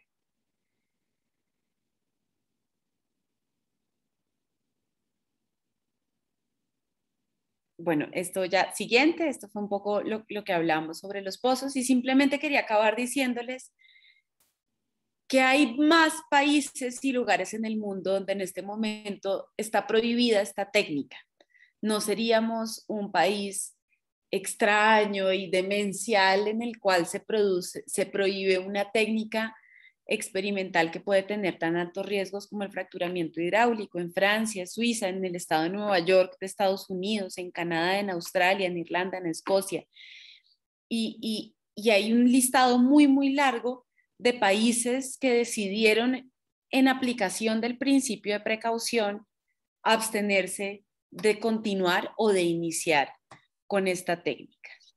Y bueno, 4 p.m., casi William por 10 minutos. Logro terminar. Bueno, muchas gracias. Espero no haberles aburrido. Para nada, Juana. Muchísimas gracias. Yo sé que ya hay comentarios y preguntas. Entonces, la primera que nos llega de Darío es ¿qué posibilidades hay de que este proyecto de ley acabe de una vez por todas esta posibilidad y nos volvamos a tener y no volvamos a tener más revisiones de algo ya definido en Colombia hace tanto tiempo como nocivo e inconveniente? Esa es la primera pregunta y luego viene Oscar. Pues Darío, la verdad es que las posibilidades son muy altas. En este momento el costo político, para serles cierto, de aquellos que apoyan el fracking es muy alto, entonces muchos que lo apoyan ya no lo están diciendo por el costo político que esto tiene. Y con el espaldarazo del gobierno, este es uno de los proyectos priorizados en la agenda legislativa. De hecho, yo estuve en el empalme me pidieron el favor que me encargara de estos temas y de los de ordenamiento ambiental en la Comisión de Empalme del Sector Ambiental, y este es uno de los temas prioritarios para los 100 días de gobierno. Entonces te digo que las posibilidades son muy altas. Muy bien, muchas gracias, Juana. Pregunta o comenta Oscar, los pozos convencionales offshore y en tierra también tienen riesgos ambientales. Por lo tanto, habría que prohibir todo tipo de explotación minera y de petróleo. La minería siempre ha tenido riesgos y las nuevas tecnologías no lo solucionan. Claro, Oscar, tienes un punto muy valioso y es, la minería siempre ha sido una de las actividades más riesgosas, pero como yo les mencionaba, los riesgos se diferencian por técnicas. El fracking es la técnica que más altos riesgos tiene en minería. Es la que más altos riesgos tiene y por eso es la técnica que ha sido prohibida en países. No todos esos países que yo les enlisté han prohibido toda la minería o la exploración offshore, que es la exploración marina, pero sí el fracturamiento hidráulico por estos impactos diferenciales que yo les mencionaba. Entonces, sí hay una diferencia, y hay una diferencia que es sustancial en el desarrollo de esta técnica, y es que los impactos es muy probable que pasen, por una parte, y segundo, tienen unas consecuencias que son simplemente irreversibles. ¿Vamos a tomar el riesgo? Pues se está tomando la decisión que no. Durante mucho tiempo se tomó la decisión que sí. Pero digamos, sí a mí me parece importante tener en cuenta es que hay una diferenciación entre los riesgos de las técnicas no convencional y de la convencional, ¿no? Muy bien, yo tengo una pregunta, obviamente todos los que quieran participar tienen otras, ¿y qué argumentos entonces hay a favor del fracking? Si es tan costoso y tan perjudicial, ¿por qué se lo defiende? Porque es un negociazo, Bernardo, porque el fracking es un negociazo, no tanto para quien lo produce ni para el Estado, sino para todas las empresas pequeñas que terminan subcontratando, para la empresa de los camiones que transporta la arena, para la empresa que vende los químicos, para la empresa que, o sea, ahí hay un montón de empresas y eso termina siendo un negociazo. Y justamente, pues en la lógica del negocio, eh, pues esto se defiende. Y además, como yo les decía, o sea, sí hay una realidad. Y es que los yacimientos convencionales, o sea, el petróleo, tenemos una reserva de 7,2 años de petróleo. Si se sigue digamos, si se sigue extrayendo de la manera que se está extrayendo hoy y usando para lo que se está usando. Entonces, muchos defensores del fracking dicen, bueno, pero es que si no se extrae por fracking, ¿qué vamos a hacer después? ¿No? Esa también es una, digamos, si hay un tema que mencionaba siempre la contraparte sobre la soberanía energética. Y es, Colombia es capaz de, en este momento, autoabastecerse con lo que produce. ¿Qué va a pasar cuando logre autoabastecerse? Entonces nosotros justamente hacíamos, que eso era muy chévere, uno aprende acá muchas cosas, decíamos, listo, Colombia se autoabastece. ¿En cuánto? O sea, que Colombia le regalan el petróleo que produce, no, Colombia tiene que comprar el petróleo que produce. ¿Y en cuánto compra Colombia el petróleo que produce? A precio internacional, porque eso tiene un banco internacional. Entonces, realmente el que nosotros nos autoabastezcamos significa que nos estamos quedando con todos los impactos de la producción, no que tengamos realmente ningún incentivo financiero. Claro, están las regalías, evidentemente, está lo que aporta al Producto Interno Bruto, la extracción petrolera, que eso es innegable. Sin embargo, sí los argumentos pues no son tan fáciles, ¿no? Yo sí siento que esta no es una decisión, o sea, es una decisión que está llena de matices. Muy bien. Mira, Mauricio Cabrera, nuestro economista, dice, ¿por qué se afirma que el fracking utiliza más agua que los pozos convencionales? ¿Cuánto utiliza cada técnica? Mauricio, si quieres te paso el libro donde escribimos sobre eso y están todas las cifras. Yo no me las sé de memoria. Menos mal, mi cerebro decide borrar, perdón, borrar muchas cifras, pero yo les puedo pasar con William los libros para que se puedan leer ay, mejor dicho, en esta exposición de 40 minutos no les pude contar todo lo que hay detrás de esta técnica, ¿no? Pero sí, Mauricio, era muchísimo más. Es que espérate a ver. Juana, perdóname, pero yo sí me la sé de memoria. Te Bueno, las voy a Mauricio, decir. qué fortuna. Cada proyecto de fracking, cada pozo de fracking usa 20.000 metros cúbicos de agua. ¿Sí? Cada pozo convencional usa aproximadamente entre 25 o 30 veces más. ¿Sí? Y no solamente usa más agua, sino que produce más agua. Ecopetrol no es principalmente una empresa productora de agua, es el principal planta de acueducto y tratamiento de aguas del país. Porque el petróleo de los pozos convencionales, a diferencia del fracking, sale con mucha agua, sobre todo en los pozos de crudos pesados, como son todos los que hay en los llanos y en la Orinoquía. ¿Sí? Por cada barril de petróleo que salen, pueden salir aproximadamente unos 9 o 10 barriles de agua. ¿Sí? De manera que hoy Ecopetrol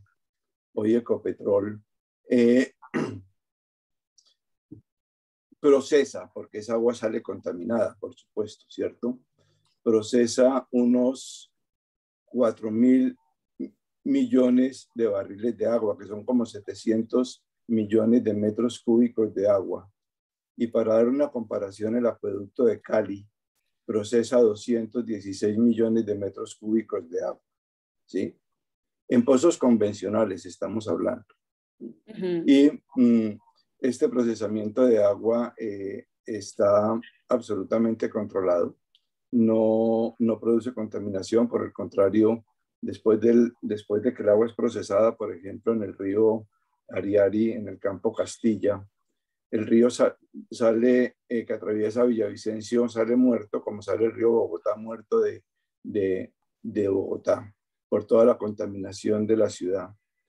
Ecopetrol vierte ahí miles de millones de metros cúbicos cada año, y 3 kilómetros abajo de donde vierte Ecopetrol el agua, va uno y ya encuentra otra vez pescados y vida y el río vivo. ¿Sí?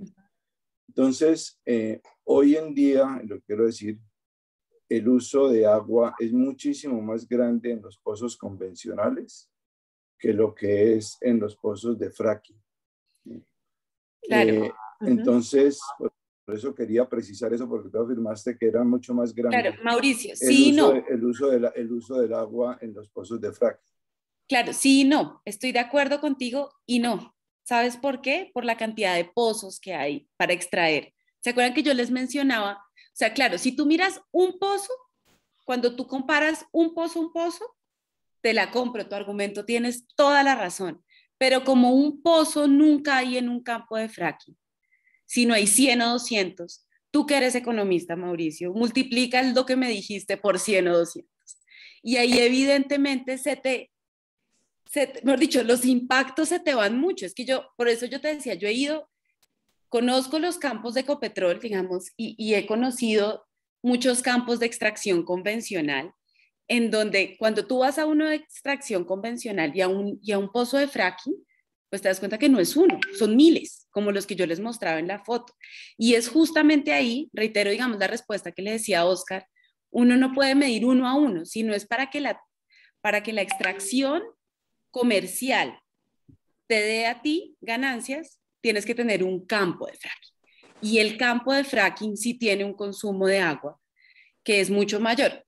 Claro, por eso les digo, yo voy a buscarles el libro para que ahí está más documentado y sobre, digamos, tienen todos los estudios de la documentación, pero es por eso, Mauricio, que yo menciono que es mayor el consumo, porque no es un pozo y un pozo, sino porque la producción que te da un pozo de convencional que te permite que el pozo sea rentable, acá no te lo da un pozo de fracking, te lo tienen que dar cientos. Lo que hoy se consume de agua en los pozos convencionales, ¿cierto? Es lo que se consumiría en unos 8.000 pozos de fracking. 8.000, no estamos hablando de 80, sino de 8.000. ¿Sí? O sea que sigue siendo una afirmación bastante discutible que se utilice más agua en el fracking que en los pozos convencionales.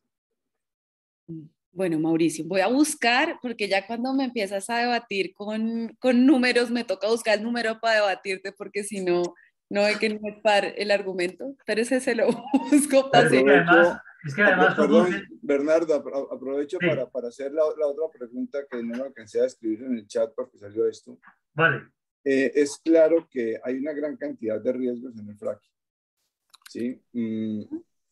La pregunta mía es, ¿por qué no permitir los proyectos pilotos absolutamente limitados? No estamos hablando de 100 pozos ni 10.000 pozos, sino 2 pozos que nos permitan hacer una evaluación completa de esos riesgos. ¿Eso es miedo a que aparezcan de pronto que no son tan graves? ¿O es que eso me parece a mí miedo a la ciencia? Mi posición es que el fracking, si se demuestra en Colombia que es peligroso, no se debe permitir.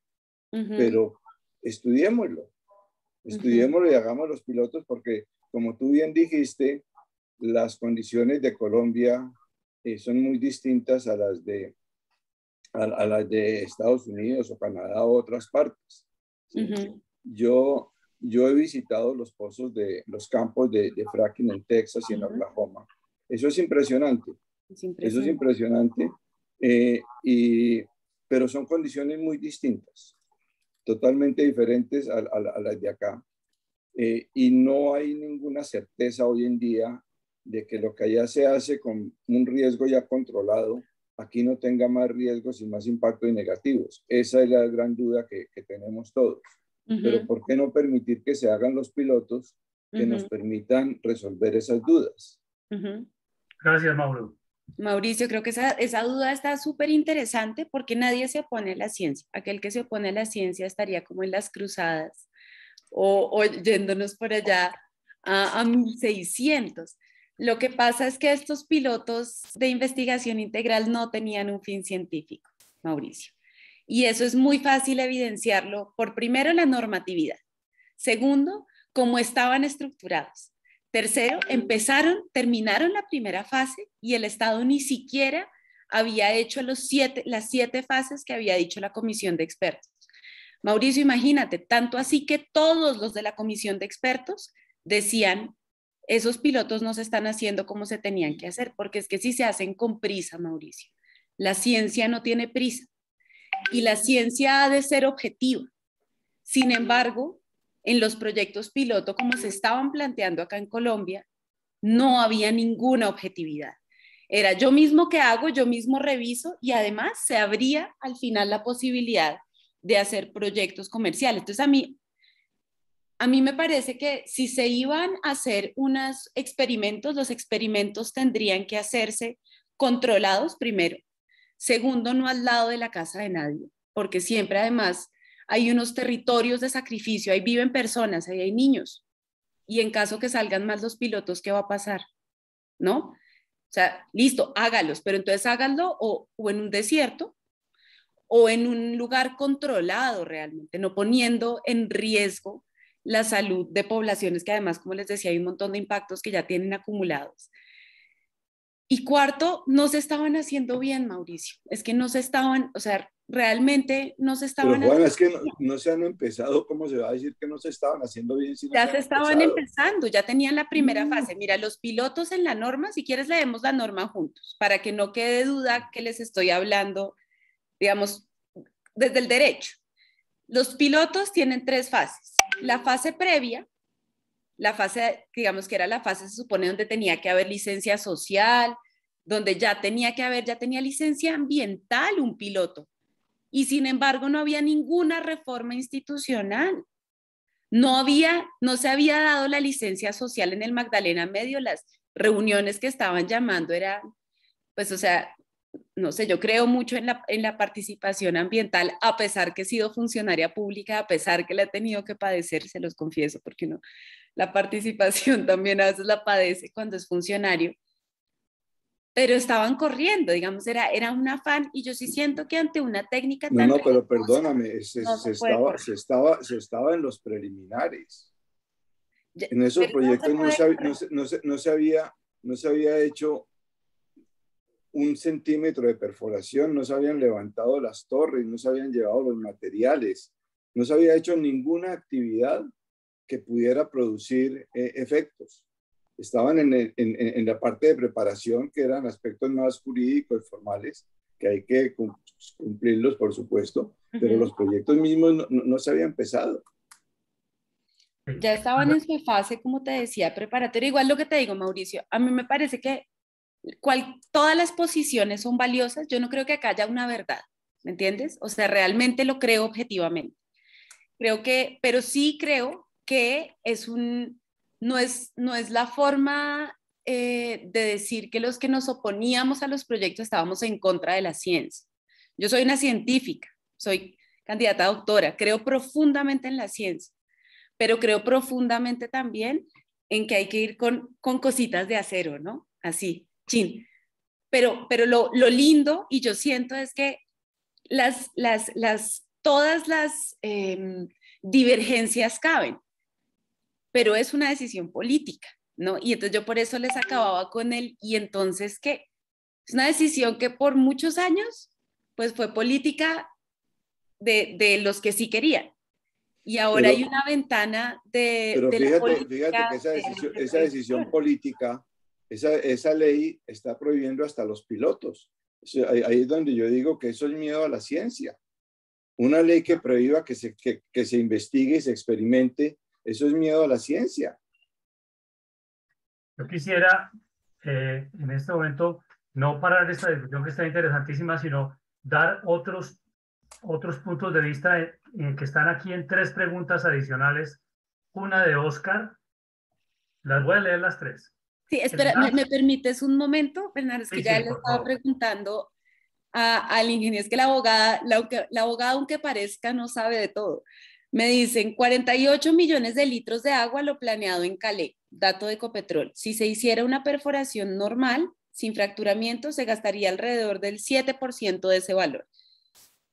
Y me manda la comparación misma de Ecopetrol. Se la voy a enviar a William, Mauricio, para que te la envíe a ti, para que puedas corroborar los datos. Ok. Mira, yo quisiera entonces, si te me permites, Juana, leer estas 3 preguntas, una de Oscar, otra de Juan Gregorio Vélez, muy interesante, y otra de Darío. Dice, la de Oscar, ¿el gas es también afectado por el fracking o es un tipo de pozo independiente y Colombia no depende en su soberanía de gas del fracking? Esta es la de Oscar. La segunda de Juan Gregorio, que trabajó en Ecopetrol y además es accionista, pero hay que decirlo así. La historia del petróleo en el mundo y más concretamente en Colombia tiene muchos temas éticamente dudosos.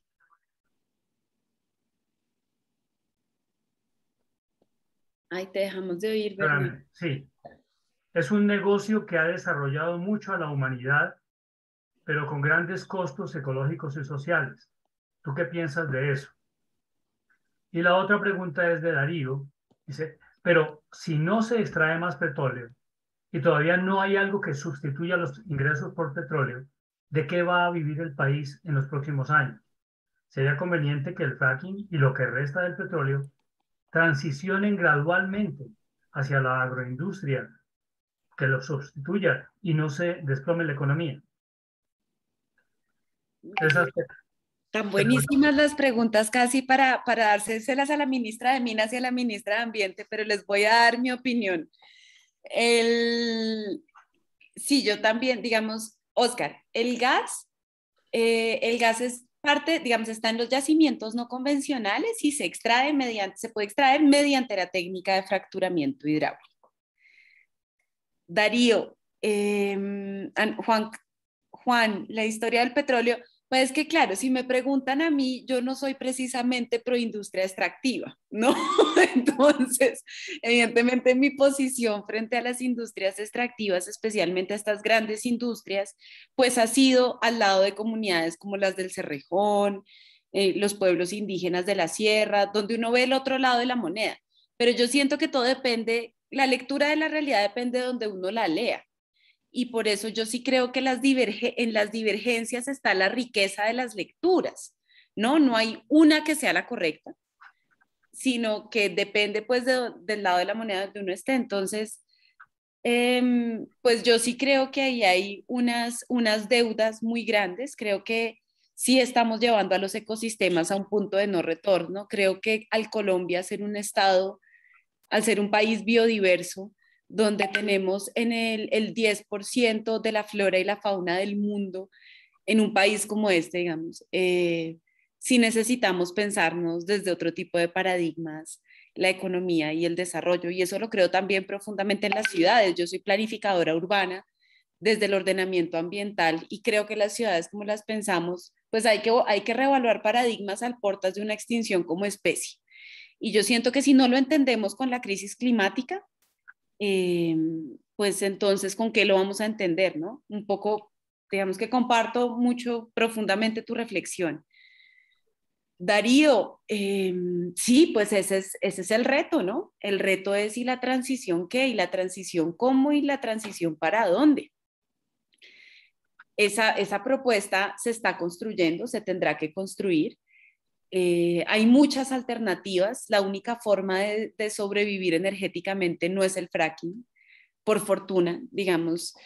Sí es una de las más fáciles, para que te miento, porque digamos se puede extraer, pero los riesgos, pues ahí es sopesar, ¿no? Es como yo trabajé en la Corte Constitucional en el despacho de María Victoria Calle y me acuerdo María Victoria me decía, Juana, uno siempre tiene que hacer un juicio de ponderación, que los derechos todos son importantes, pero cuando uno pondera, pues ¿qué pondera? Y eso pues depende de muchas cosas, pero yo aquí siento que lo que hay que ponderar es la biodiversidad, lo que hay que ponderar es la salud, lo que hay que ponderar es el ambiente y que eso además tiene mucho peso.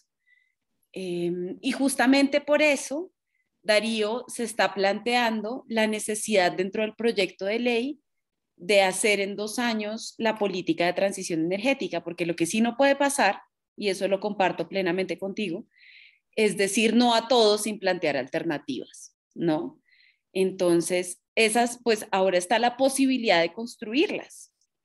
Y yo siento que eso está bien, digamos que es fruto mismo de estos cambios de paradigmas. Bueno, pasábamos la página y ¿qué hay que hacer? El mundo está cambiando, las tecnologías están cambiando. Entonces, pues bueno, y como les digo, además por mi trayectoria como abogada, siempre he estado al lado acompañando además a las comunidades y tengo una cercanía con las comunidades del Magdalena Medio. Entonces, hay un geógrafo que se llama Gifu Tuan que habla de la topofilia. La topofilia es el vínculo afectivo que uno genera con los territorios. Y yo tengo un vínculo afectivo muy grande con el Magdalena Medio, además. Sí, adelante, doctor. Bueno, mira, es una inquietud que tengo después de haber escuchado aquí a Jorge Iván González decir lo siguiente, que es en la Constitución donde está el problema de las regalías. Están incluidas en la Constitución. La distribución, por lo tanto, de los dineros aquí, yo recurro también a Mauricio, que nos ilustre un poco más, eh, permite que los gobernantes locales al recibir sus regalías atiendan proyecticos. Y además, no pocas veces, como en Arauca en este momento, se roben la plata. Entonces, frente a esto, de pronto no habría también ese interés por parte de gobiernos locales de mantener, digamos, entre comillas, el deseo de que sí se haga el fracking, se tengan regalías para continuar con el mismo proceso. Yo recibo la plática, yo me la gasto en proyecticos, no tenemos una visión de país hacia el futuro grande y tampoco se logran los resultados. No sé si tú tengas algún comentario a esta inquietud. No, estoy totalmente de acuerdo. En el Rosario publicamos un libro justamente sobre eso, sobre las regalías y la profunda crisis que eso genera también en la descentralización, y comparto plenamente las conclusiones, digamos, plenamente. Y también simplemente agregaría un comentario, y es que en términos, que Oscar además lo sabe mejor que yo, en términos territoriales, la pobreza se contagia, pero la riqueza no. Entonces, si nosotros tenemos un municipio pobre al lado de un municipio no tan pobre, lo más probable es que este municipio no tan pobre deje de ser no tan pobre muy pronto, ¿no? Pues esos son como unos incentivos perversos que se han generado. Muy bien. ¿Algún otro comentario? Que esto está interesantísimo sobre el punto o sobre otro que tenga relación con él. Yo tengo una pregunta así directa. ¿Tú crees que el proyecto... No, sigue tú, Vicente.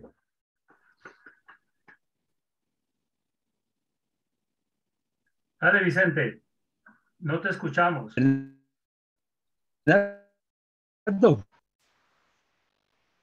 Dale, no te escuchamos.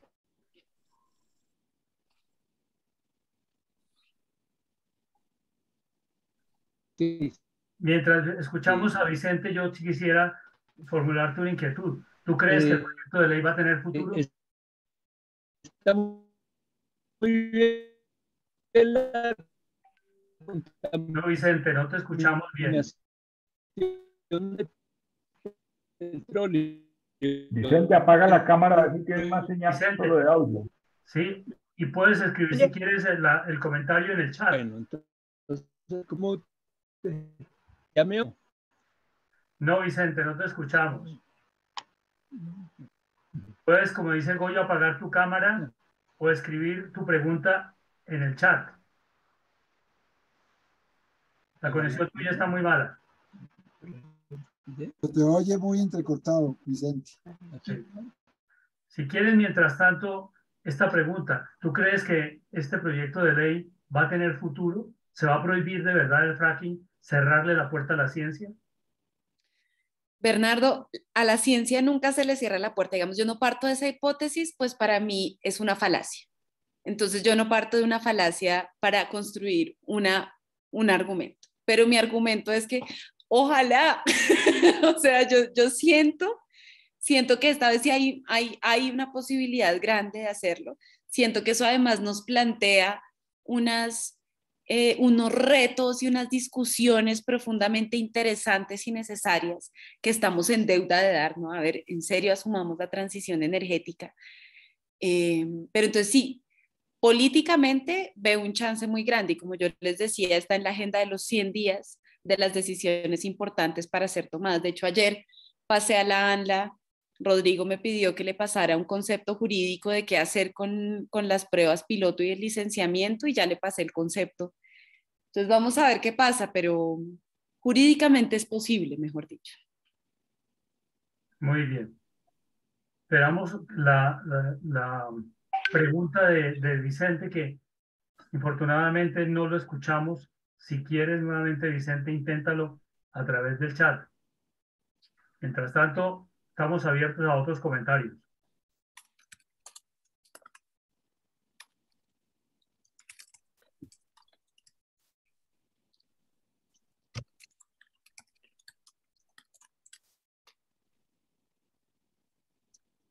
Hay una pregunta en el chat de un comentario de Goyo, Bernardo. Sí, la ciencia ha demostrado que le hace el juego a los poderes económicos.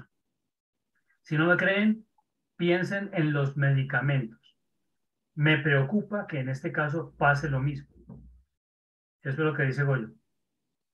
Pues sí, estoy de acuerdo. Imagínense que en el juicio a mí lo que me pasaba era que no mencionaba, hay una revisión de literatura que dice yo no sé qué, y el del otro lado me decía, pues hay otra revisión de literatura, y yo decía, pero ¿quién pagó eso? Lo pagaron las empresas, pero ¿quién pagó el otro? O sea, claro, no existe la objetividad, ni en la ciencia, ni los abogados, ni los científicos, a todos nos pagan de algún lugar. Yo lo que he aprendido en mi corta experiencia es, no hay actor sin interés.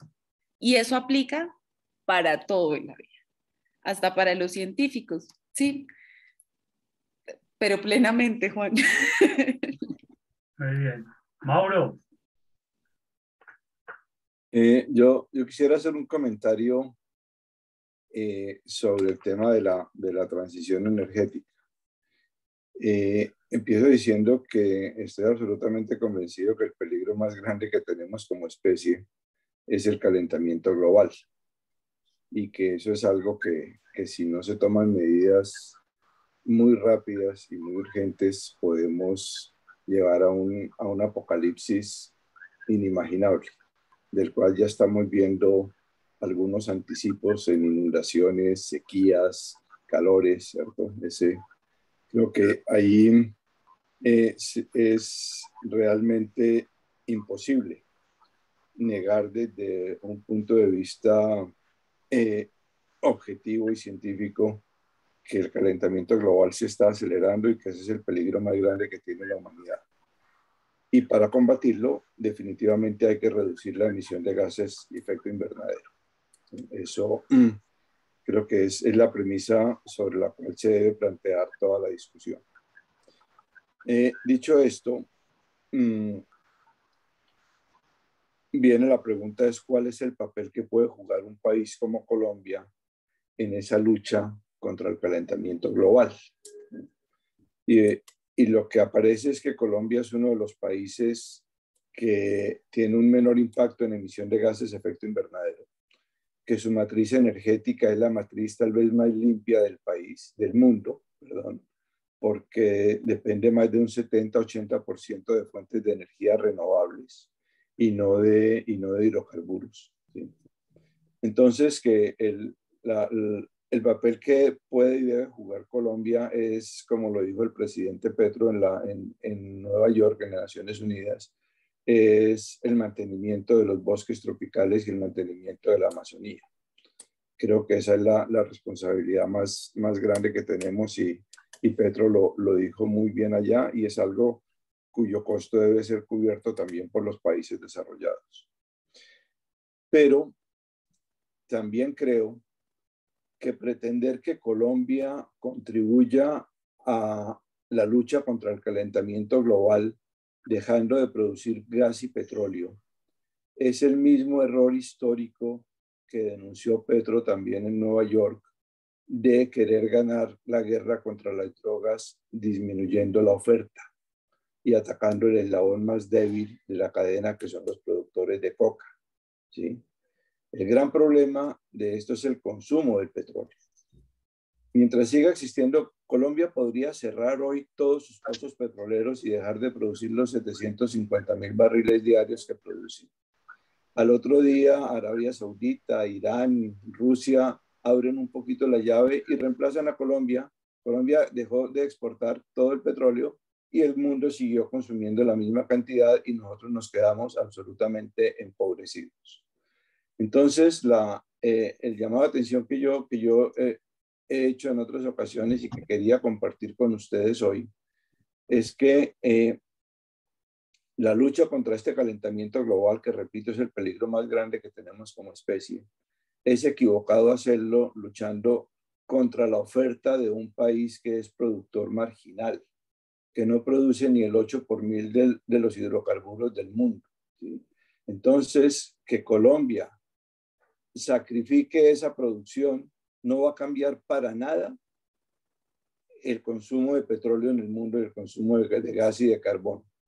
Y sí nos dejaría mucho más empobrecidos.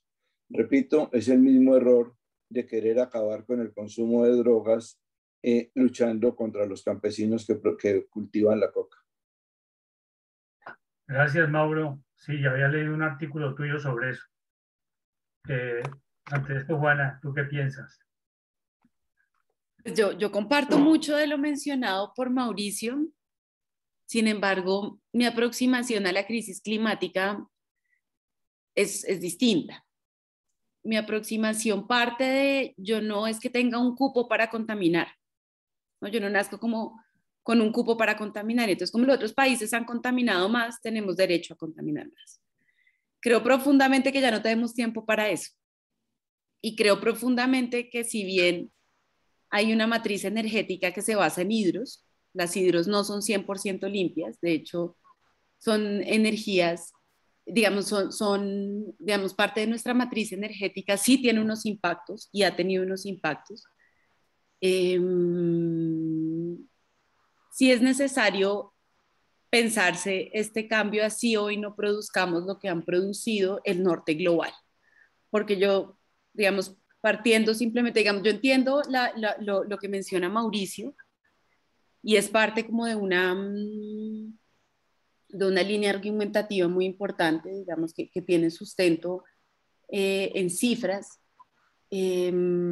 pero también hay otro contraargumento que dice, pues, ¿qué pasa? Como hablábamos, ¿no? Los territorios todos son distintos y nuestros ecosistemas son profundamente frágiles y sí han sido contaminados. Colombia sí ha tenido, no es que sea un país que haya sido conservado y que después de 100 años de industria petrolera no ha pasado nada, no, sí ha pasado y los impactos están. Y sí hay especies que se han extinto. Entonces, si bien los números son menores, la contribución siento que tiene que tender a cada vez puede ser más limpia, independientemente de que hayamos aportado menos o más que China o que Rusia o que Estados Unidos, simplemente porque en la heterogeneidad del norte y del sur global no nos debemos comparar con esos países que han basado su industrialización hace mucho tiempo. No sé, yo siento que es verdad, pero que digamos que si bien son ciertas las cifras, siento que lo distinto es el abordaje, porque yo sí creo que eso, digamos que ante la crisis, como mencionaba Mauricio, eh, pues sí es momento de que todos y todas tomemos cambios. Y también creo profundamente, no sé, Mauricio, ¿tú qué opinas y los demás? Que los cambios no tienen que ser tampoco tan grandes, ¿no? Acá estamos hablando del fracking, pero yo creo profundamente en las pequeñas acciones que nos van a ayudar en reciclar, en ser más conscientes del consumo, y que todo ayuda, o sea, profundamente a que todas las pequeñas acciones contribuyen, creo. Muy bien. Muchas gracias, Juana. Mira, te compartí una pregunta, un comentario que hace Darío. Dice que ante el hecho de que el fracking tenga una duración mucho más corta que el petróleo, ¿tiene justificación tomar estos riesgos tan grandes para una duración tan corta de los pozos de fracking versus la duración de los pozos petroleros convencionales? Pues Darío, ese es justo, Darío, parte de la discusión, y la discusión es que algunos impactos en el fracturamiento hidráulico tú no los ves inmediatamente, sino los ves a los 15 años, cuando después, ¿quién te va a resarcir esos daños? Si es difícil hoy con los pasivos mineros, hoy en Bogotá, la ciudad capital de Colombia, hay un montón de canteras que no sabemos quiénes son los dueños y no tenemos a quién cobrarle para que hagan procesos de reforestación. Y toca al distrito hacerlos. Imagínense ustedes en un pozo de fracking se van a los 15 años. Resulta que si hubo una contaminación y emergió, pues, ¿no? Pues, o sea, digamos, por eso es que yo digo que esta discusión es llena de matices. Pero si me preguntas a mí, Juana Hoffman, pues no, yo no creo que valga la pena. Muy bien. ¿Hay alguna otra pregunta, comentario? Estamos abiertos y todavía nos quedan unos minutos más. ¿Qué pasó con Vicente? Nada, no me ha mandado la pregunta, le escribí a él otra vez diciendo que me la escriba, yo con mucho gusto la leo, pero no te escuchamos, Vicente, y quisiéramos saber tu comentario, tu pregunta. No, qué tristeza que no me oigan. Ahora sí, di la pregunta. Adelante, Está muy Vicente. bien la contaminación del petróleo.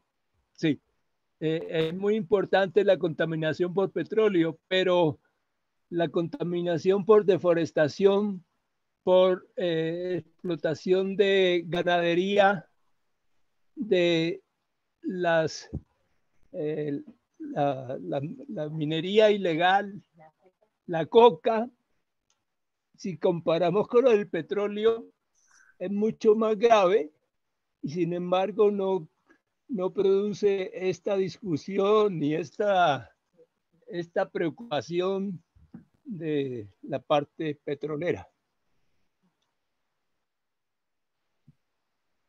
Vicente, muchas gracias. Esa era otra de las discusiones que planteaban. Yo me acuerdo de mí, yo no entiendo cómo fui tan osada de irme en Blue Radio en vivo, yo de un lado entrevistándome los de Blue y al otro lado el presidente de Ecopetrol. Entonces, Dios mío, o sea, yo no entiendo cómo hubiera podido pasar del anonimato al desprestigio en un santiamén. Pero justamente me decían eso, ¿no? Y yo decía, bueno, primero yo no creo, Vicente, que haya que comparar actividades ilegales con actividades legales. Primero. Segundo, ¿cómo que no ha producido lo que ha producido? Pero me refiero a la reacción y a la... No es que se comparen, sino que no hay la misma lucha ni preocupación, así sean legales o ilegales. Estamos hablando del daño ambiental. Claro, pero te digo lo segundo, eso no me parece tan cierto. Pues la lucha contra la deforestación, contra la contaminación, contra la minería ilegal, se ha dado hace muchos años. Yo he acompañado muchos procesos al respecto. Que no haya sido tan mediática, Vicente, no depende de nosotros.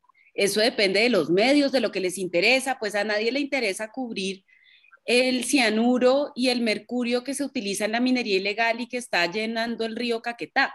Pero eso no significa que no, durante muchos, muchos años hayan interpuesto acciones, hayan liderazgos, hayan matado defensores y defensoras ambientales, Vicente, por defender estas causas, porque ahí es donde más matan defensores y defensoras, ¿no?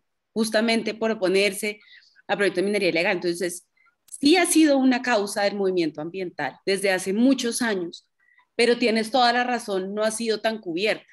Pero el por qué yo creo que obedece a intereses políticos, Vicente. Y a intereses políticos, que me permito decirlo en un escenario académico, no es precisamente de los ambientalistas.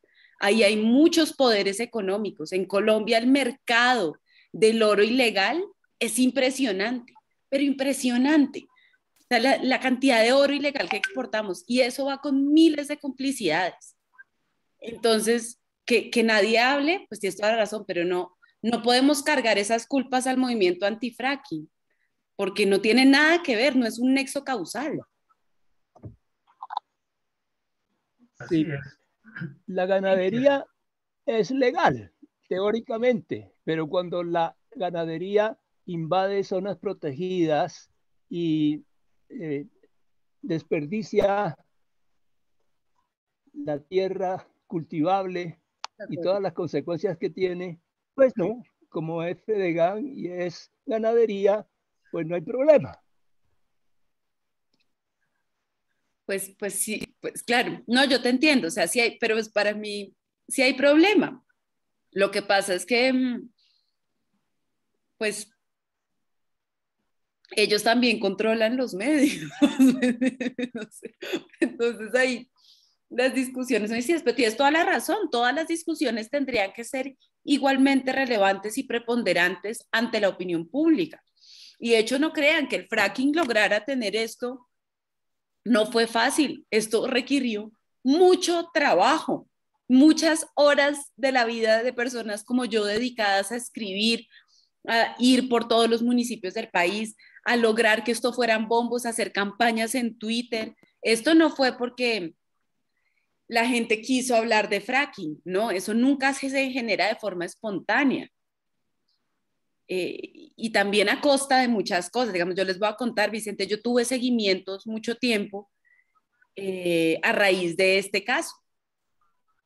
Y yo era la abogada visible, pero a pesar de eso, eso sí generaba unos problemas que uno tiene que decidir, ¿no? Pero pues en este país todos estos temas son muy complicados. O sea, uno cree que vive en Suiza, pero Colombia es, Colombia todavía esto es un caldero, ¿no? Entonces también, pues, culpar a los defensores porque no hablan de todos los temas, pues sí, mejor dediquémonos a formar a los medios de comunicación para que haya muchos expertos ambientales que puedan cubrir todos los problemas inmensos que hay en Colombia. Yo estoy plenamente de acuerdo contigo, pero no sé.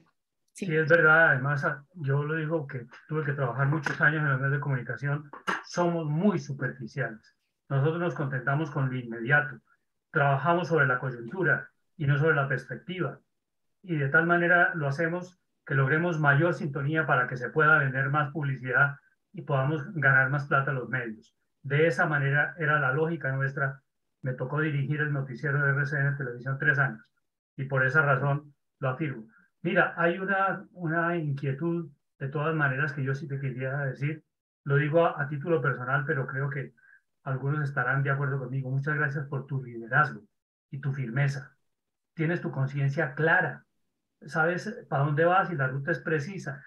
Yo personalmente agradezco esa generosidad tuya, tu tiempo para con nosotros, para ilustrarnos sobre esto. Yo no tenía la menor idea de qué es el fracking y lo he leído en profundidad. Que ojalá se tomen las mejores decisiones, el mejor futuro del país y particularmente el destino y lo que viene para nuestros hijos y para los marginados, los que ni siquiera pueden tener una conversación como esta. Muchas gracias, Juana. Otro comentario, Mauro, te veo con ganas. No, tranquilo. Muchas gracias, Juana. Muy interesante. Creo que aquí hay mucho para profundizar y analizar. No, muchas gracias a ustedes por haberme invitado. Esta presentación nos la comparte, ¿cierto? Por favor. Claro, ya la tiene William. Sí, yo la tengo también y la puedo compartir, Mauro. Formidable, muchas gracias. Sí. Al fin y al cabo, lo que decía Darío es que el gran objetivo de esta sesión que se ha mantenido es volvernos más conscientes sobre las repercusiones que todas estas decisiones tienen para el futuro y la economía del país y la lucha del cambio climático global. Es el futuro de los que vienen detrás de nosotros. Nosotros nos vamos dentro de 10 años y eso. Entonces, gracias, Juana, de verdad que sí. No sé si Darío, desde tu precario contacto por internet tengas algo que decir, que la próxima cita es el próximo jueves. El próximo jueves, sí. Creo que tenemos al amigo Cepeda, Alfonso Mario, y creo que tú sabes cuál es el tema. Sí, señor. Próximo jueves tendremos a Alfonso Mario Cepeda, un alergólogo especializado, médico alergólogo, precisamente las consecuencias de la contaminación ambiental en nuestros problemas respiratorios, que ya lo mencionó también Juana al hablar del fracking en las comunidades vecinas, etcétera. Maravillosa conversación, me alegra mucho de verdad haberla tenido y haber estado aquí. Bueno, muchísimas gracias. Tengan una feliz tarde, señores. Gracias. Bien. Gracias por tu Gracias, paciencia. Juana. Y gracias, Mauricio, por provocar toda Sí. esta discusión. Buenísimo. Y a todos. Un abrazo. Muy bien, muy bien. Chao. Gracias a todos. Saludos. Chao, Juana, que sigas trabajando. Gracias. A dormir, chaval, a Chao. dormir. Sí, ya es hora. Hasta luego. Chao. Chao, Darío. Saludos. Chao, chao. Chao a todos. Chao.